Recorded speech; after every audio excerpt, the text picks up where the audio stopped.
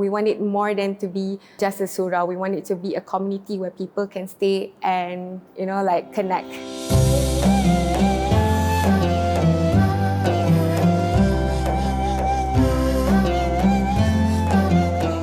Hi, I'm Khalid Yaacob. Saya telah bekerja dengan TRX hampir 14 tahun.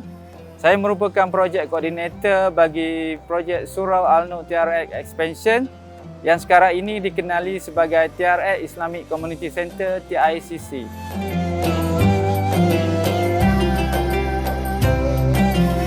Hi, my name is Iwanie Dayana and I am a part of the stakeholders management TRX team. For the most part, I've been doing coordinating arrangement for the TICC's programs.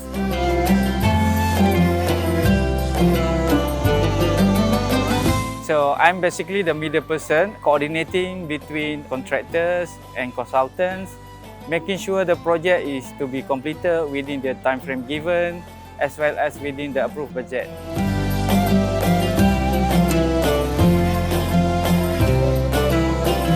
Surau Al-Nur TRX was opened 5 years ago. Since then, more people moved into TRX. Now it's very clear that we need to do expansion to cater for community activities.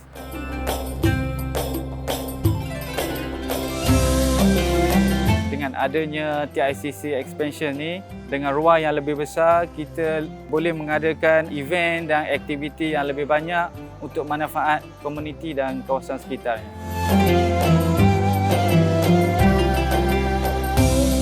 So the thing that I am excited about TICC is about the one-year program that we have planned out. With this enhancement, we want this place to be more than just a surau. We want this place to be a place where people can come and connect.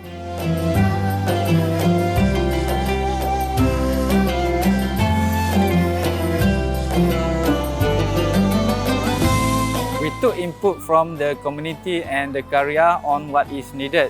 Sebagai contoh, kita juga buat engagement dengan kita punya neighbor macam Chinese restaurant yang selalu sebelum ni pernah bagi ais batu untuk orang surau berbuka puasa.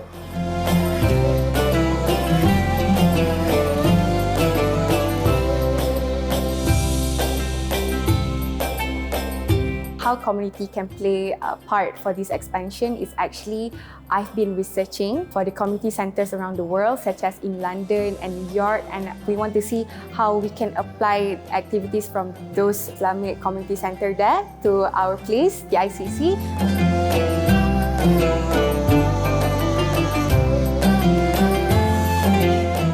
So what we have been doing is actually I've been planning most of the activities that is open to not just from Islamic but also to different faith as well.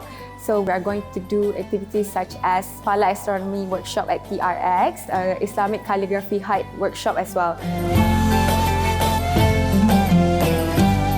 We want this place to thrive as well as be a place where people can come together.